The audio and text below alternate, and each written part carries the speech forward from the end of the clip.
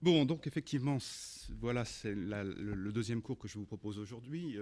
La dernière fois, donc, j'avais campé un petit peu le décor en évoquant la manière dont les présocratiques ont opposé finalement deux conceptions du temps, ou en tout cas ont cristallisé toutes les difficultés à poser la question du temps, hein, puisque d'un côté vous aviez les éléates avec Parménide qui éliminait même la possibilité de penser et le mouvement et le temps. Et de l'autre, vous aviez Héraclite qui, lui, finalement, hypertrophiait la question du temps et la question du devenir au point même de rendre impossible de penser quoi que ce soit puisque rien n'était jamais fixe. Donc j'avais campé ça très schématiquement. Et de fait, comme Marie-Agnès Bernardis vient de vous le rappeler, l'essentiel du propos que j'ai voulu tenir consistait à montrer comment, avec Aristote et Saint-Augustin, se mettaient en place deux traditions d'approche de la question du temps. Effectivement, une approche résolument scientifique qui cherche à mesurer le temps, hein, et c'est pour ça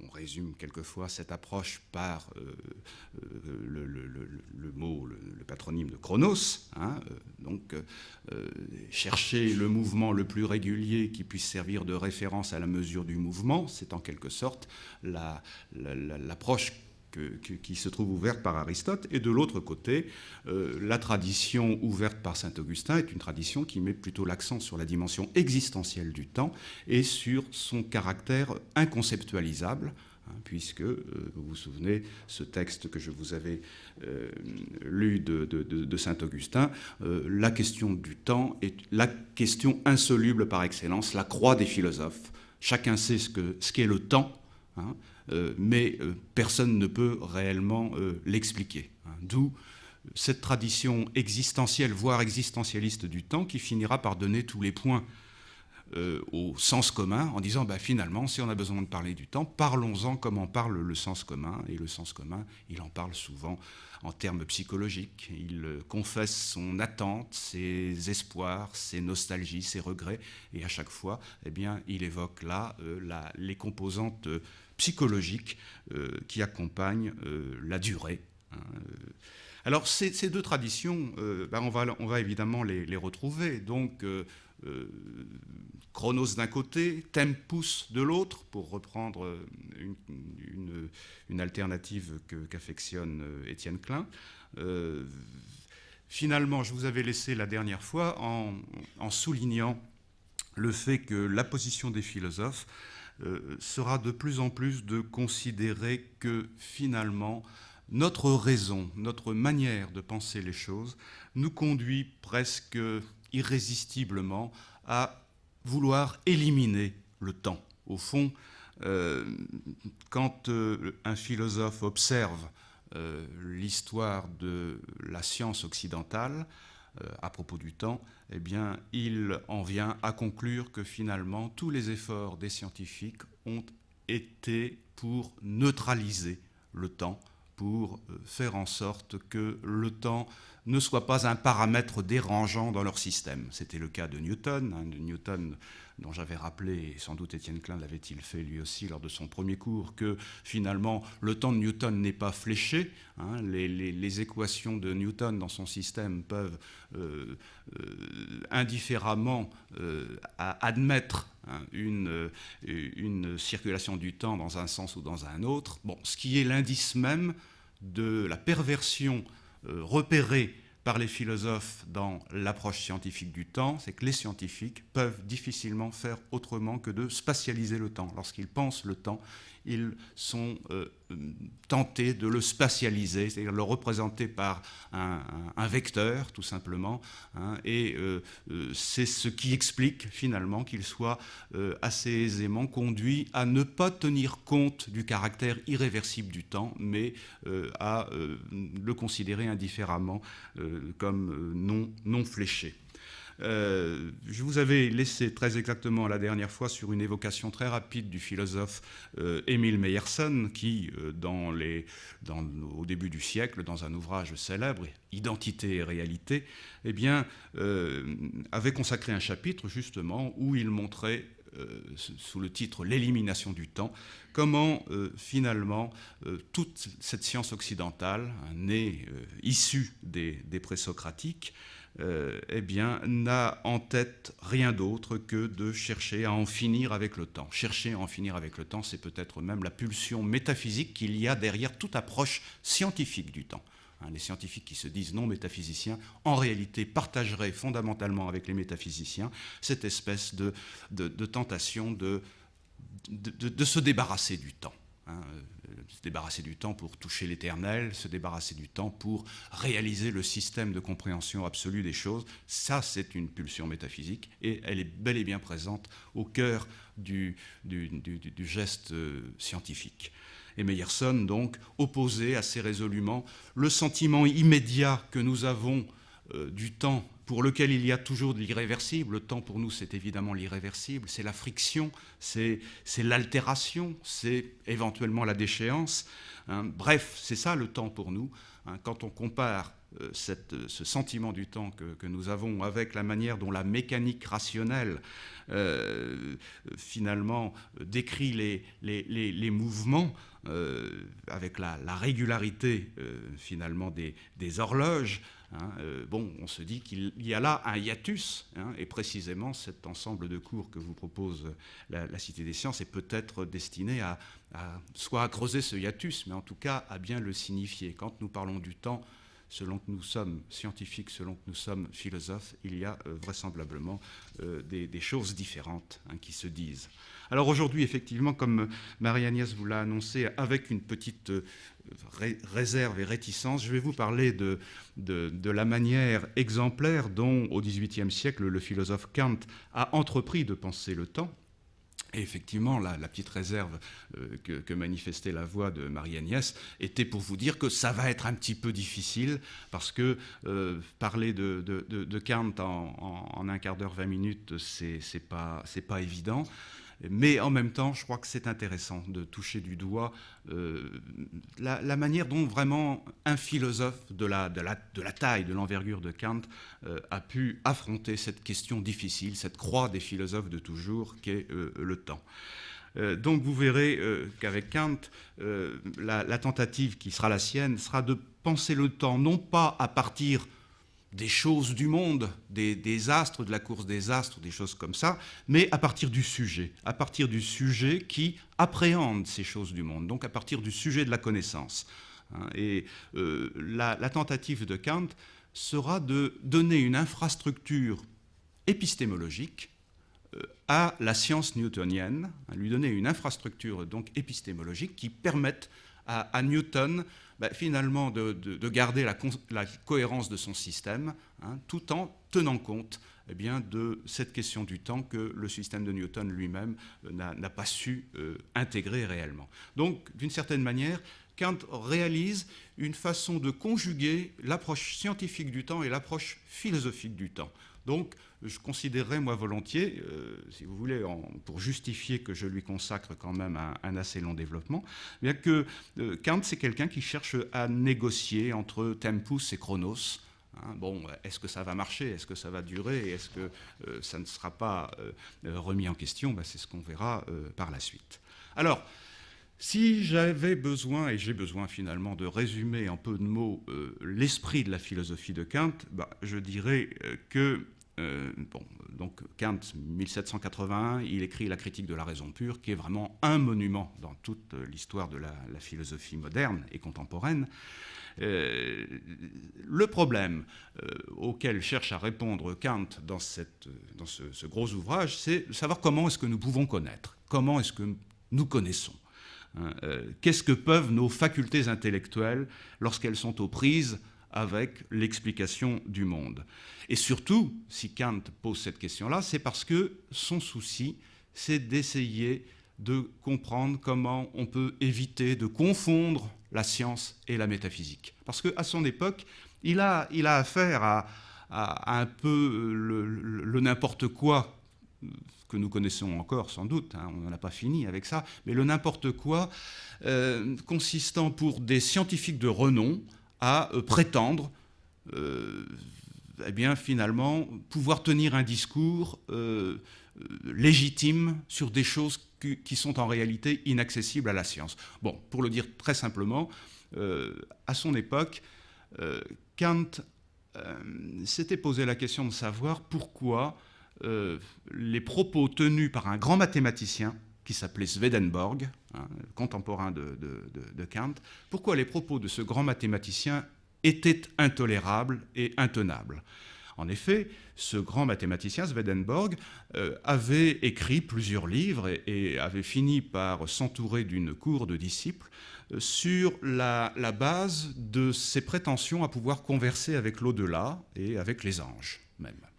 Donc il avait écrit un livre, dont on a traduit en français au moins le livre des rêves de Swedenborg, hein, qui rassemble en quelque sorte toute l'expérience de ce grand mathématicien avec l'au-delà. Donc, bon, pour nous, évidemment, il s'agit de l'irrationalisme le plus complet.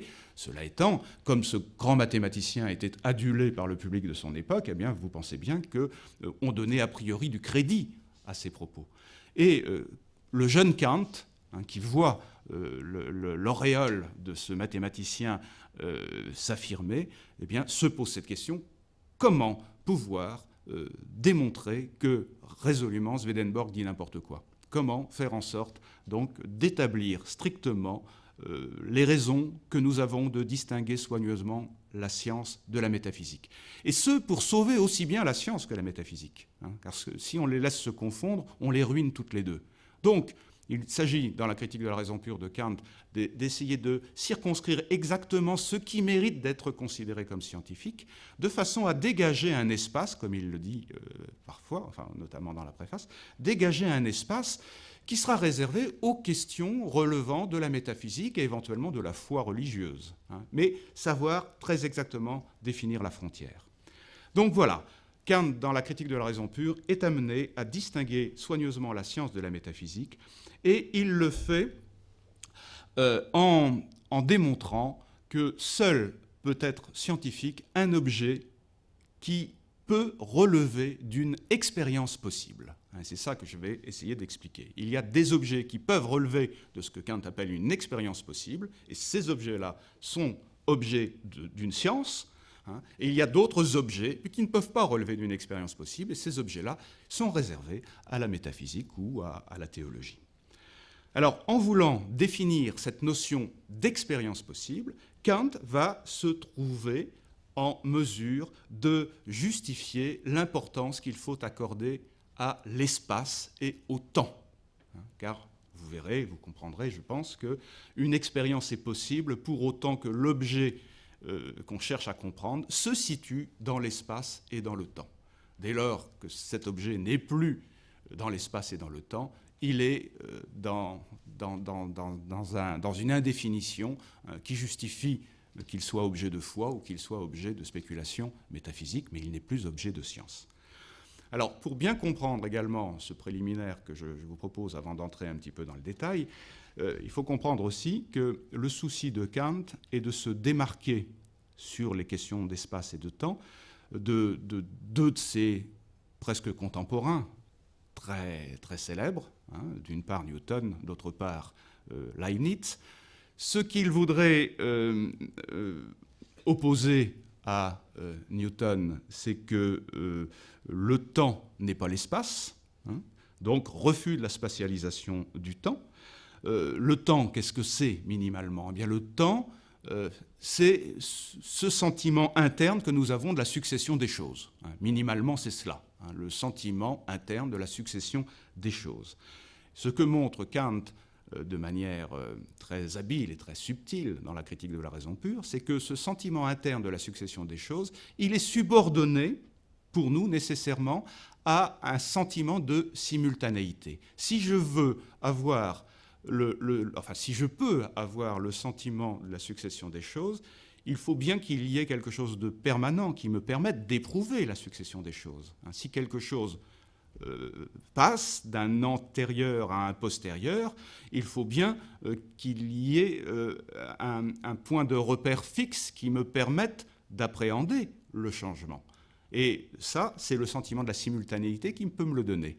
Et le sentiment de la simultanéité, c'est évidemment le sentiment de l'espace. Donc, ce que montre simplement contre Newton Kant, c'est que le sentiment interne de la succession suppose le sentiment externe de la simultanéité. Donc, il faut bien que j'ai de l'espace pour avoir du temps, mais le temps et l'espace sont résolument distinguables. Alors, je n'entre pas dans les détails, mais les historiens de la philosophie admirent beaucoup cette démonstration de Kant parce qu'elle permet également de réfuter l'idéalisme de ceux qui auraient été tout prêts à éliminer l'extériorité. À l'époque, c'est des grands philosophes comme Berkeley,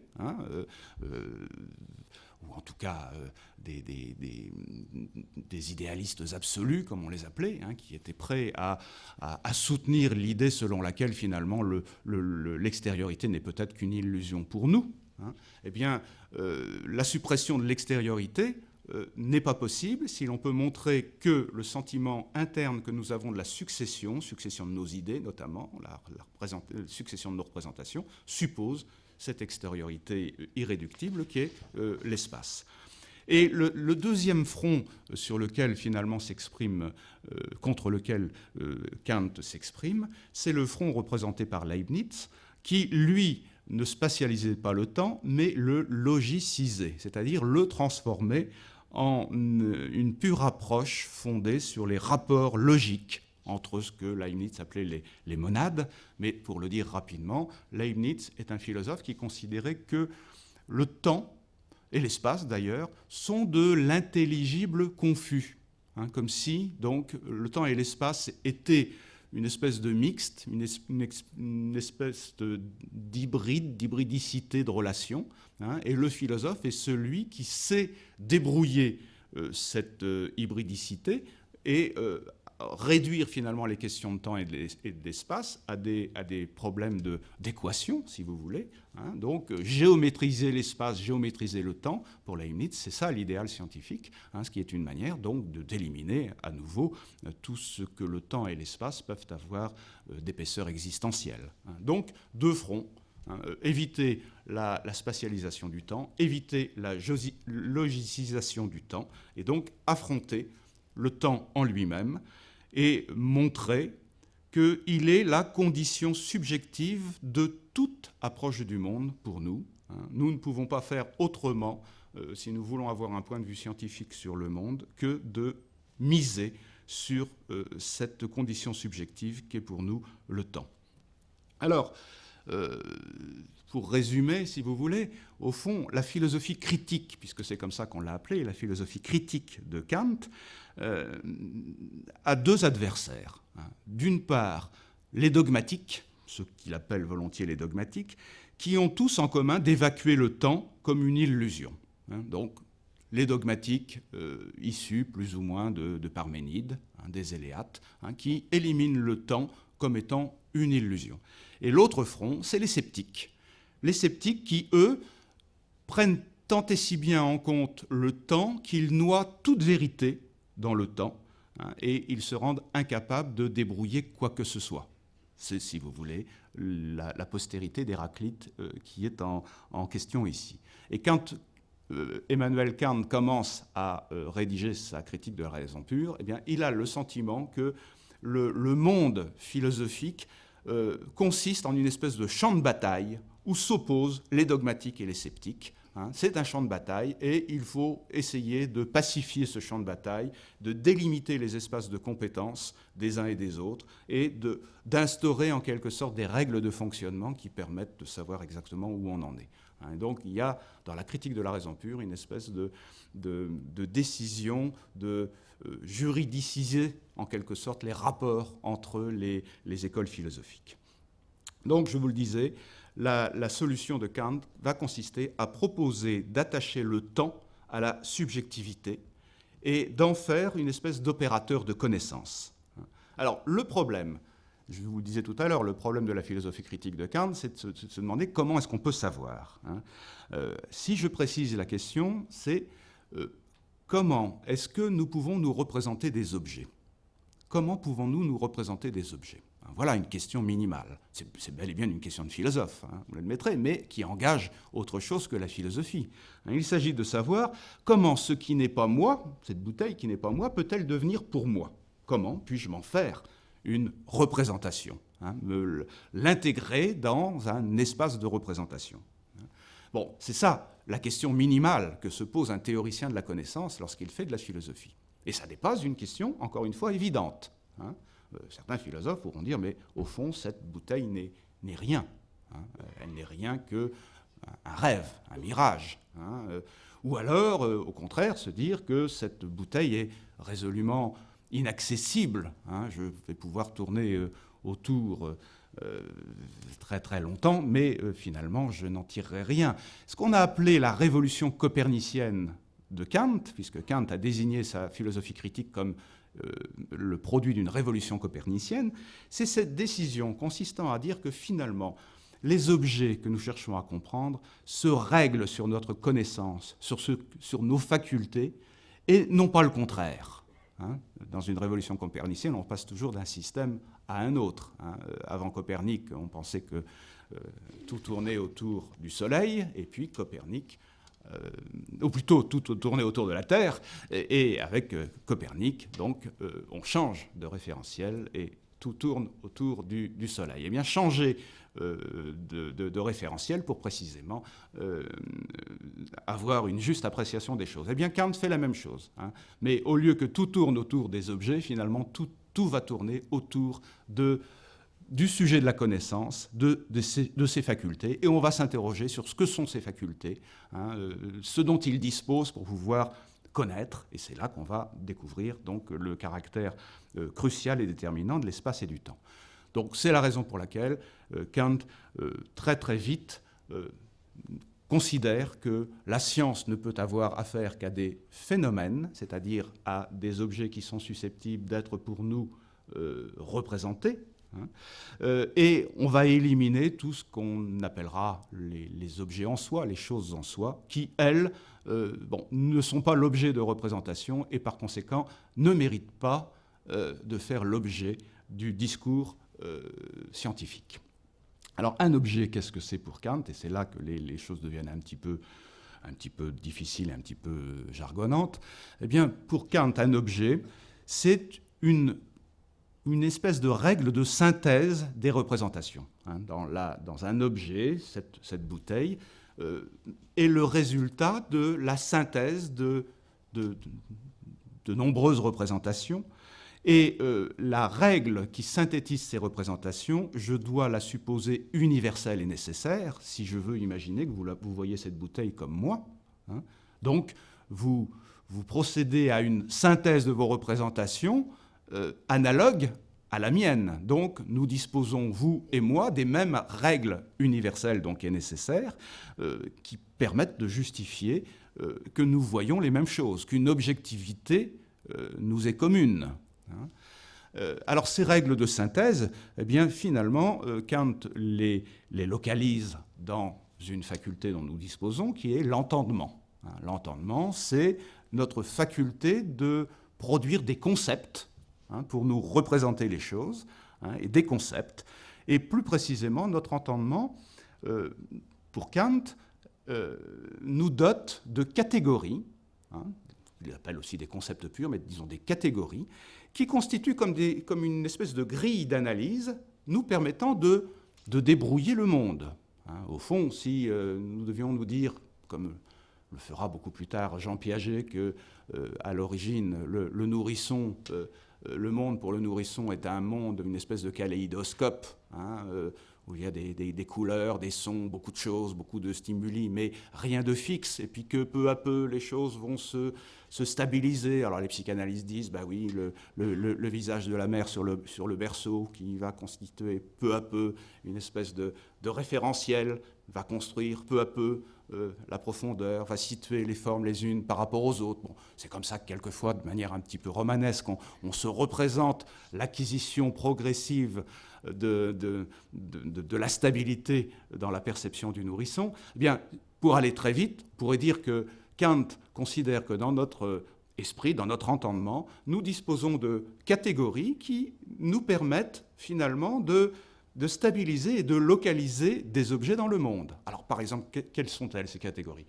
Si je veux me représenter cette bouteille, il faut au moins que j'ai des catégories que Kant appelle les catégories de quantité. Il faut que je puisse apprécier cette bouteille comme une ou comme deux, s'il y en a deux, ou comme multiples. Enfin, en tout cas, la catégorie de quantité est indispensable pour qu'il puisse y avoir représentation d'objets pour moi.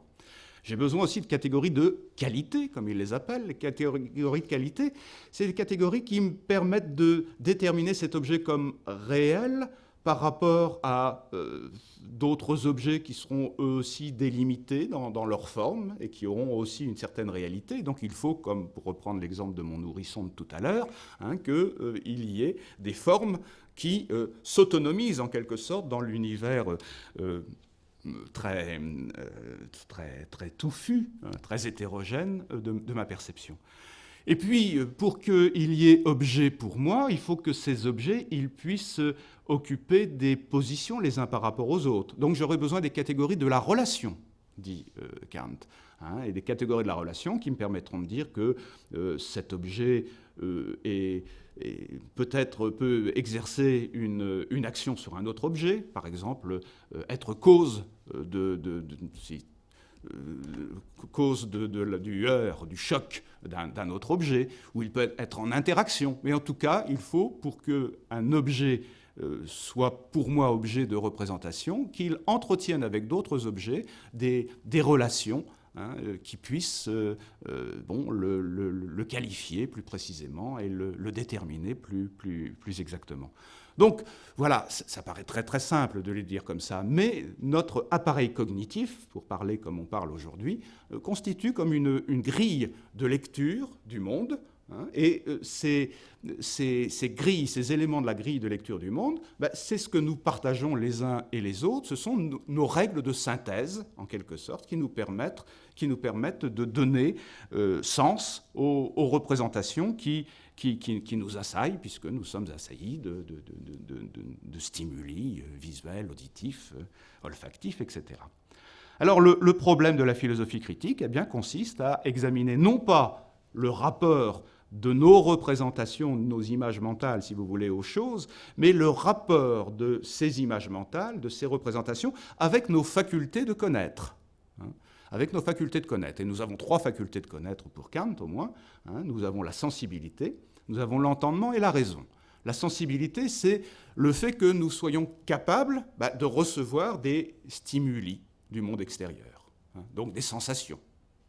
C'est la surface de passivité, en quelque sorte, que constitue notre corps par rapport au monde et qui fait que nous enregistrons des informations émanant du monde extérieur. Bon, la sensibilité est une composante indispensable, évidemment, pour connaître le monde.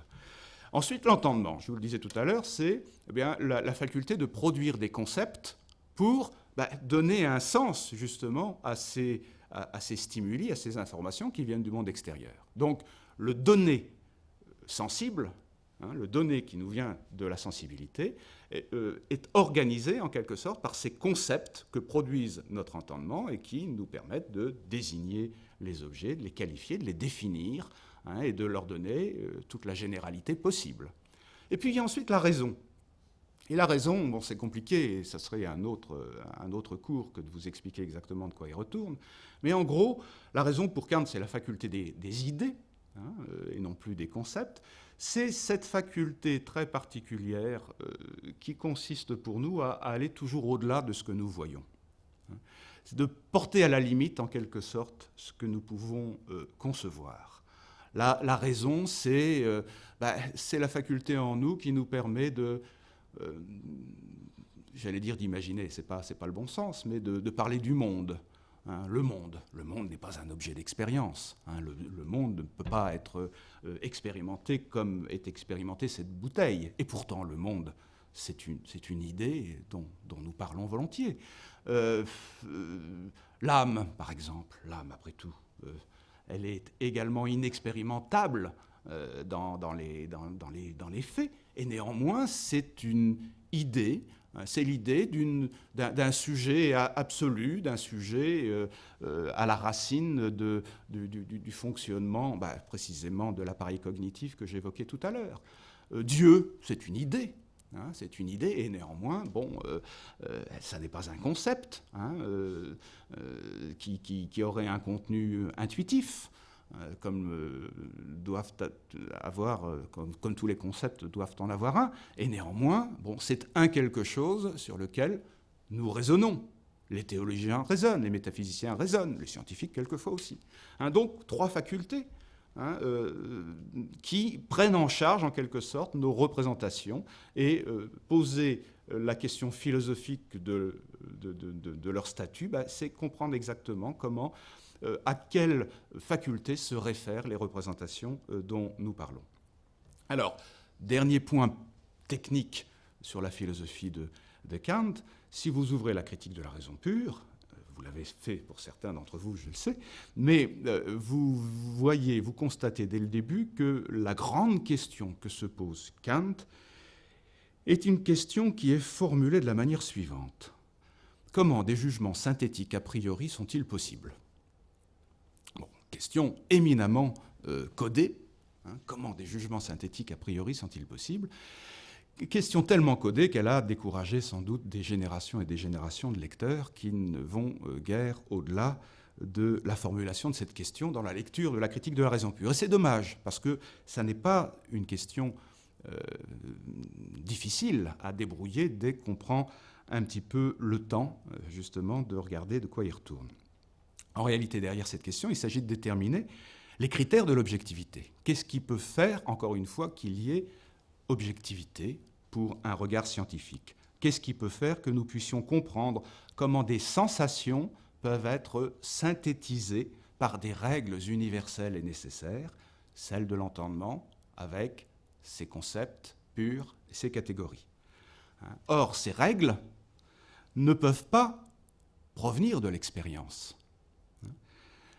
Si elles doivent être universelles et nécessaires, les règles qui nous permettent de déterminer les objets, il faut qu'elles soient hors de l'expérience.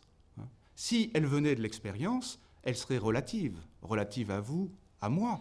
Je pourrais me dire, au fond, ces règles, rien ne me dit jamais assurément qu'elles sont les mêmes dans votre tête et dans ma tête.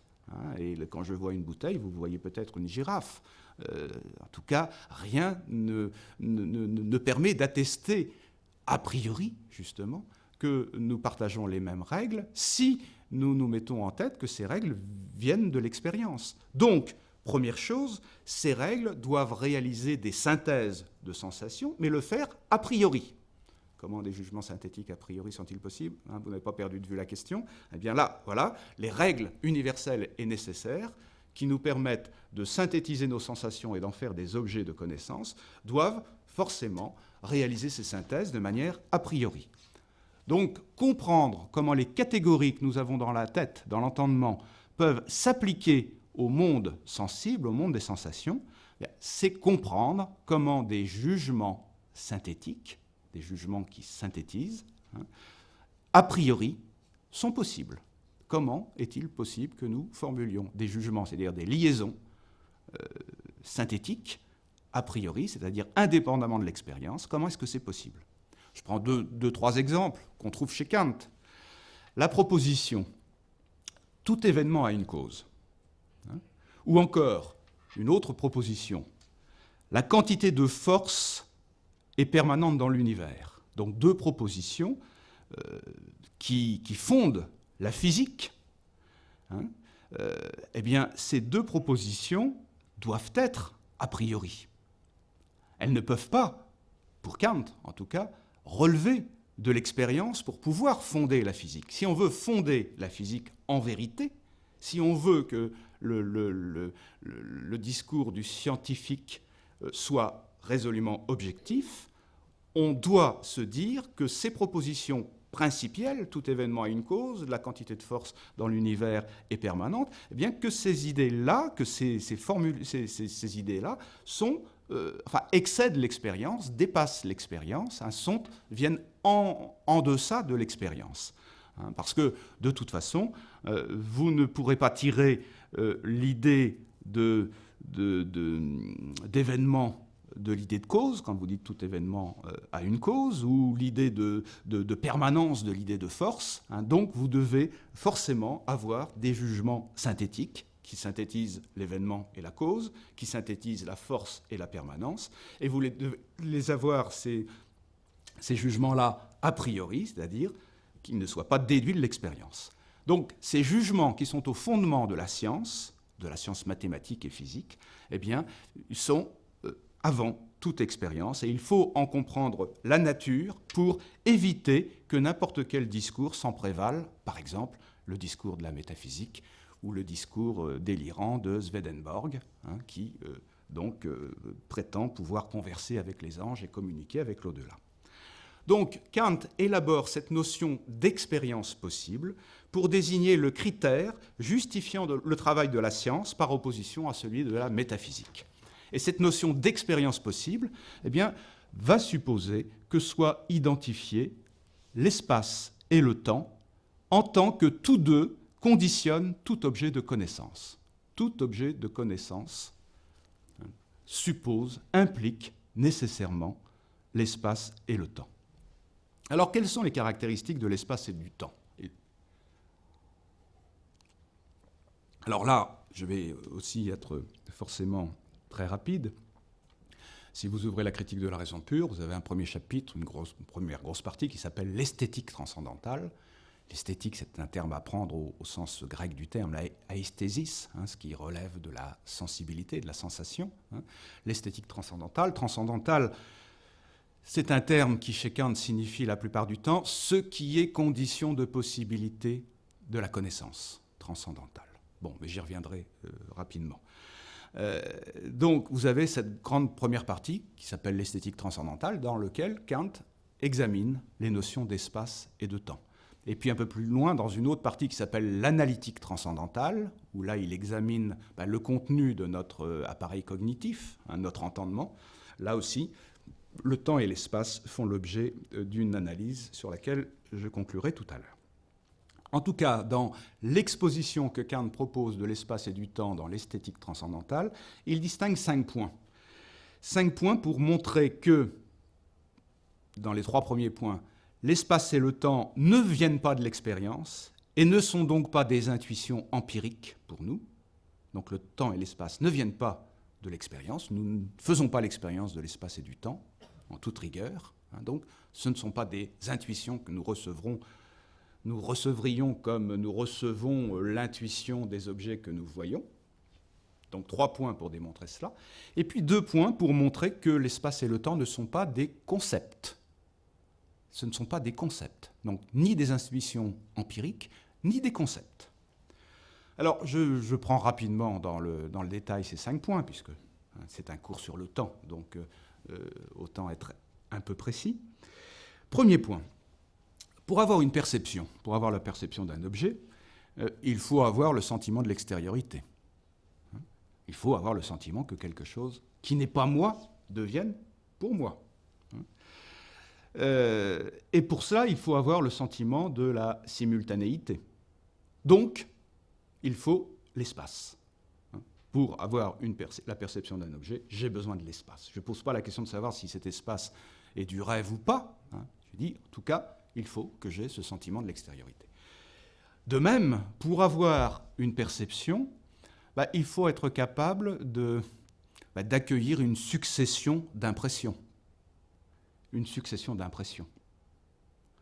Et pour cela, il faut avoir la temporalité. Le temps et l'espace, donc, sont coprésents à chacune des représentations d'objets que je peux me faire. Donc derrière toute représentation d'objet, il y a l'espace et le temps. Premier point, donc. Deuxième point, l'espace et le temps sont une représentation nécessaire et a priori. En effet, là c'est un peu plus compliqué, mais ce que Kant argumente aussi sobrement que possible, c'est qu'on peut penser un espace, penser, pas se représenter, penser, un espace et un temps vide, mais on ne peut pas avoir une représentation qui ne soit ni spatiale ni temporelle. Donc je peux penser abstraitement un espace et un temps vide, donc faire le vide, mais je ne peux pas avoir une représentation qui ne soit ni temporelle ni spatiale. Autrement dit, le temps et l'espace sont au fondement de toute représentation, et ils sont à ce titre a priori. Sans le temps et sans l'espace, je n'aurai pas de représentation. Ils sont a priori, ils sont nécessaires. Troisième point, il faut bien que le temps et l'espace soient a priori, sans quoi les axiomes qui sont au fondement de la science du mouvement, de la cinématique, seraient inconcevables. Et il n'y aurait, si le temps et l'espace n'étaient pas a priori, il n'y aurait jamais que des sciences expérimentales et aucune ne pourrait prétendre affirmer quelque chose d'universel et de nécessaire. Donc le temps et l'espace rendent possible des jugements synthétiques a priori, c'est-à-dire qu'ils rendent possible les principes mêmes sur lesquels repose toute science. Et ça, c'est ce qui définit la fonction transcendantale du temps et de l'espace. Le temps et l'espace ont une fonction transcendantale parce qu'ils sont la condition de possibilité des principes d'une science qui sera, dont les enseignements seront universels et nécessaires, ce qui est la condition d'une science rationnelle. Ça, c'est les trois premiers points destinés à montrer que le temps et l'espace interviennent avant toute intuition empirique, avant toute intuition venant remplir des représentations d'objets pour moi. Quatrième point, le temps est une totalité non conceptuelle. C'est une totalité non conceptuelle, c'est un tout qui préexiste à ses parties. Le temps, vous ne construisez pas le temps sur la base de parties, par adjonction, c'est un tout qui préexiste, encore une fois, à toutes ces parties, ce qui met le temps hors concept, car un concept est toujours la synthèse de propriétés qui lui préexistent. On construit un concept sur la base de propriétés qui préexistent au concept. Donc le temps n'a pas cette caractéristique du concept. Et de plus, on ne peut démontrer conceptuellement les propriétés du temps, par exemple, celle qui veut que deux instants différents ne soient pas simultanés. Vous ne pouvez pas conceptuellement démontrer ces propriétés. Je n'ai pas, pour ma part, le temps non plus de rentrer vraiment dans le détail, mais la conclusion, c'est que le temps est une intuition pure parce qu'elle vient avant l'expérience, et a priori, parce que, précisément, elle n'est pas le produit de la sommation de propriétés préexistantes. Le raisonnement revient ici, comme tout à l'heure. Si le temps n'était pas une intuition pure et a priori, alors la science serait impossible. Supposez, par exemple, que le temps soit un concept, dit Kant. Si le temps est un concept, donc s'il est le produit de la construction par notre entendement de quelque chose, alors il doit obéir à la logique formelle. Tout concept doit obéir à la logique formelle. Or, le principe de base de la logique formelle, tout le monde l'apprend, c'est la non-contradiction. Principe d'identité, principe de non-contradiction, c'est les deux principes de base de la logique formelle. Or, ce principe de non-contradiction ne s'applique pas au temps, puisque le temps permet de penser deux attributs contradictoires dans le même sujet. C'est même la caractéristique du temps. Un même corps peut demeurer le même en se voyant attribuer telle propriété à l'instant t et telle autre propriété à l'instant t'. C'est ça la caractéristique du temps, le changement, l'altération, qui déroge au principe de contradiction et qui mettait dans les transes, justement, les anciens Éléates. Donc, le temps n'est pas un concept, il ne ressortit pas de la logique formelle. Le temps est donc un a priori d'ordre non conceptuel, c'est-à-dire d'ordre sensible. Le temps vaut pour toute représentation. Cinquième et dernière caractéristique, le temps est une grandeur infinie. Ces parties s'obtiennent par limitation, par soustraction. C'est une grandeur infinie, et à chaque fois que nous déterminons du temps, précisément, nous le faisons par soustraction sur fond de cette grandeur infinie. Et ça, c'est une caractéristique contraire au concept dans lequel nous allons, encore une fois, toujours des parties au tout. Le temps est bien une intuition, et ça n'est pas un concept. Voilà les grands principes de la démonstration de Kant, qui le conduisent à conclure, donc, ceci. Toute représentation est spatio-temporelle, ça, on le savait. Hors de notre représentation, l'espace et le temps n'ont pas de signification, très important, pas de signification. Donc le temps est bien attaché au sujet, c'est-à-dire à cette instance qui reçoit des représentations. Donc, hors de notre représentation, pas de signification au temps et à l'espace.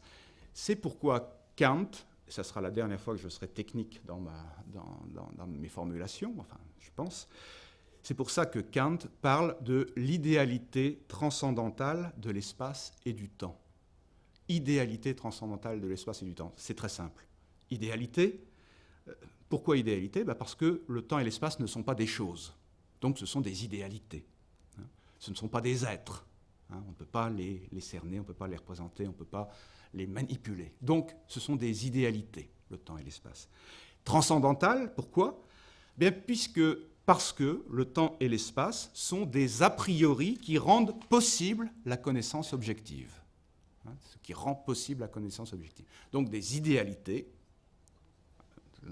et non pas des choses, qui sont conditions de possibilité de toute connaissance objective. Alors, 2 mots encore pour terminer sur Kant. Pas facile à dire, mais simplement pour être suggestif. Je vous disais tout à l'heure que Kant parle de l'espace et du temps dans 2 endroits, dans la critique de la raison pure, dans l'esthétique transcendantale et dans l'analytique transcendantale. Et il en dit 2 choses différentes que la postérité philosophique va utiliser dans 2 sens différents. Dans l'esthétique transcendantale, Kant est amené à ranger le temps et l'espace dans ce qu'il appelle les figures du néant. Il en parle comme d'êtres de l'imagination. Ens imaginarium, dit-il. Des êtres d'imagination. Ce ne sont pas des choses, ce sont des idéalités. Ce sont donc comme des êtres d'imagination.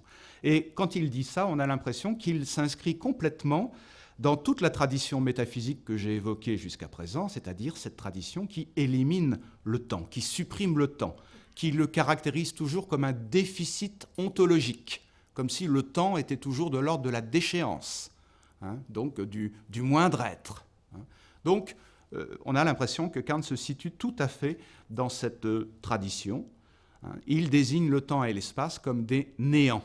Alors, néant de quoi ? Ça veut dire quoi ? Ce sont des néants, encore une fois, puisque ce ne sont pas des objets. Mais ils ne sont que la forme des objets. Le temps et l'espace sont la forme des objets, puisque c'est la condition formelle de toute représentation d'objets.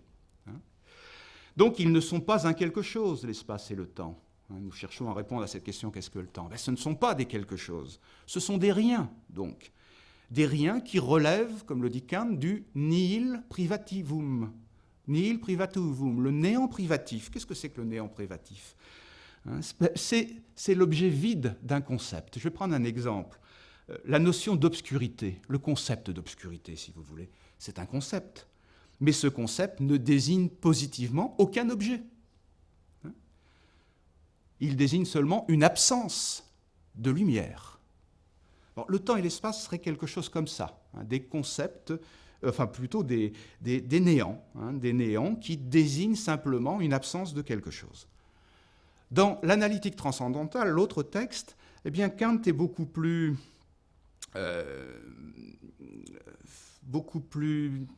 elliptique sur la question, et il présente l'espace et le temps complètement du côté de la négativité. Bon, je veux me résumer simplement ici et dire qu'il y a deux manières pour Kant d'aborder l'espace et le temps, ou le temps plus précisément, puisque c'est le temps qui nous intéresse, soit comme négativité, soit comme position d'une absence d'objet, de même que l'obscurité dit l'existence d'une absence de lumière. Donc, position d'une absence d'objet. Voilà ce que serait le temps et l'espace. Position d'une absence d'objet. Je crois qu'aujourd'hui, si on devait commenter, on parlerait comme de virtuel, en quelque sorte. Qu'est-ce que c'est que le virtuel? Sinon, cette position d'une absence d'objet. Aucun objet n'est donné, mais les possibles pour les objets sont décrits. Donc la position de l'existence sans l'existence d'un quelque chose qui existerait. Voilà la difficulté à débrouiller les choses. Mais ça ne me paraît pas faux que de présenter l'espace et le temps en toute rigueur sous cette forme-là. La position, l'infini des positions d'absence d'objet. Alors toute la philosophie de Kant va être lourde de cet équivoque. Selon qu'on l'on interprète le temps et l'espace à partir de l'esthétique transcendantale, c'est-à-dire comme ces néants, ou à partir de l'existence, l'analytique transcendantale, soit on interprétera l'espace et le temps pour alimenter un idéalisme subjectif, et on dira le temps et l'espace n'appartiennent pas à ce qu'on appelle les étangs, ils sont subjectifs, ce ne sont donc que des apparences, ce ne sont donc que des êtres d'imagination, donc le temps et l'espace sont des illusions, ni plus ni moins, et donc l'idéalisme subjectif a raison de les dissoudre, de les éliminer. Soit on dira au contraire, alors ça sera la position de l'idéalisme allemand, de Hegel par exemple, qui présentera le temps comme ce qu'il appelle l'être-là du concept, c'est-à-dire quelque chose qui finit par être éliminé par le concept, par l'activité conceptuelle. Donc, stratégie d'élimination du temps, dans l'idéalisme absolu de Hegel. Mais on pourra dire au contraire que le temps et l'espace sont l'être même de l'étang sensible. L'être même de l'étang sensible. Je n'ose pas dire ce qui est au fondement de l'étang sensible, cette bouteille que je vois, mais parce que ce serait presque, si je dis qu'il est au fondement, ce serait presque dire qu'il est quelque chose. Non, ce sont des riens qui sont à la source de la position de tous les objets. Et là, c'est beaucoup plus compliqué, mais ça ouvrira toute la philosophie de Heidegger. Et c'est extrêmement intéressant de voir comment la philosophie de Heidegger, qui se pose la question de l'être des étangs, eh bien, s'enracinera dans la méditation du statut de l'espace et du temps chez Kant. Reste que, bon, j'ai été trop bavard, je peux continuer encore un peu. Bon. Reste que j'en ai fini avec Kant, ouf. C'est un gros morceau et c'est quelque chose qu'on a, ce que je vous ai expliqué là, c'est en général ce qu'on explique en un an aux étudiants de première année ou de deuxième année de philosophie, donc c'est quand même un gros morceau. Cette philosophie de Kant va évidemment beaucoup travailler toute la postérité immédiate. En tout cas, ce qui sera acquis avec Kant, c'est que on tendra à ramener le temps au sujet. Et ce que je voudrais évoquer là maintenant brièvement, c'est la phénoménologie. La phénoménologie de Husserl, donc début du XXe siècle, qui se situera évidemment dans cette veine. La phénoménologie, c'est un courant philosophique, et un courant philosophique qui par conséquent prend ses distances par rapport à la science, et qui considérera par conséquent le temps et l'espace plutôt du côté du sujet que du côté des choses elles-mêmes. Et l'attitude de Husserl à l'égard de Kant sera évidemment critique. Alors qu'est-ce qu'il critiquera, Husserl? Il dira finalement que Kant, c'est bien joli, tout ce que je vous ai raconté, c'est bien joli, mais ça rend impensable l'unité de la chose perçue. Comment expliquer que cette chose que je perçois, qui est un ensemble de représentations, d'informations visuelles, etc. Comment expliquer son unité? Eh bien, Husserl trouve que Kant se donne la tâche trop facile, puisqu'il considère le temps et l'espace comme des continus, des continuums. Hein, et ces continuums, eh bien, il essaye d'expliquer qu'au sein de ces continuums peuvent se définir des unités d'objets. Mais ces unités d'objets, pour les caractériser ou pour les justifier, ben, il est obligé de faire appel à l'idée selon laquelle nous avons dans l'esprit des catégories qui constituent autant de discriminations dans ces continuums. C'est trop facile, pense Husserl. C'est se donner la tâche trop facile que de dire nous avons un appareil cognitif qui nous permet de voir des objets en relation les uns avec les autres. Et il pense donc que ce qui manque à Kant, c'est une réelle description du perçu, des choses perçues. Et la phénoménologie, c'est un courant philosophique qui invite à revenir, comme dit Husserl, aux choses mêmes, revenir aux choses mêmes, essayer de comprendre la constitution des objets à partir de l'expérience perceptuelle que nous en faisons, l'expérience sensible que nous en faisons. Et ce qui me paraît intéressant chez Husserl, c'est que dans ce mouvement-là, il va être ramené finalement à une position très proche de celle de Saint-Augustin, que j'évoquais la dernière fois. C'est au ras de l'expérience concrète que Husserl va essayer de déterminer ce qu'est le temps. Et dans un fort beau texte de Saint-Augustin, il y en a beaucoup de beaux textes de Saint-Augustin, on trouve comme la matrice de l'interrogation de Husserl. C'est un texte dans lequel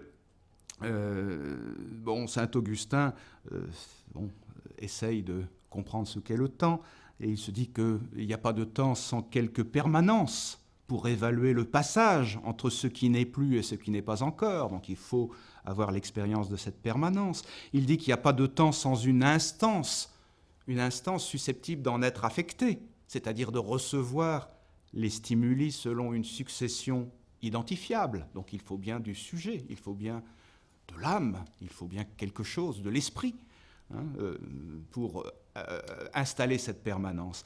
Et puis il dit qu'il n'y a pas de temps sans l'expérience vécue par une conscience d'une sorte d'étirement. Ça me paraît très évocateur comme idée. Je le cite, Saint-Augustin dans le livre 11 des Confessions encore. Il dit « Le temps n'est rien d'autre qu'un étirement. Mais qu'y a-t-il qui s'étire ? Je ne le sais. Et je ne m'étonnerais que ce ne fût pas l'âme même. » Donc l'expérience d'un étirement. Bon, dans les Confessions, Saint-Augustin est en dialogue avec Dieu. Donc il discourt avec Dieu, il le tutoie d'ailleurs. Eh bien, dans ce dialogue avec Dieu, il engage finalement la conscience de son lecteur à faire l'épreuve de cette élasticité du temps qui défie toute approche conceptuelle. Je ne peux pas comprendre, encore une fois, avec mes concepts ce qu'est le temps, je peux éprouver cet étirement. Et alors j'aime bien le texte que je vais citer maintenant, qui évoque le type d'expérience qu'il fait. Voilà ce qu'il dit. Prenons par exemple un bruit matériel, une vibration initiale, suivie d'une vibration, et encore d'une vibration, puis c'est fini. Le bruit a passé. Plus de bruit.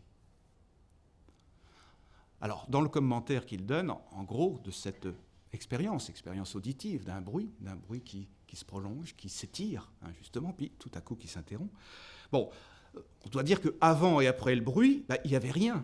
Il n'y avait rien que la conscience pût mesurer, à vrai dire. Mais pendant la vibration, il y avait bien quelque chose à mesurer, mais un quelque chose qui n'avait rien de permanent. Un bruit, comme dit Saint-Augustin, qui allait et qui passait. Se pouvait-il davantage qu'on le mesurât, demande-t-il ? Pouvait-on mesurer ce bruit qui allait et qui venait ? Eh oui, dit-il, tandis qu'il passait, il tirait, car le présent n'a pas d'étendue, mais il tirait ce bruit vers une étendue quelconque de temps où le mesurer.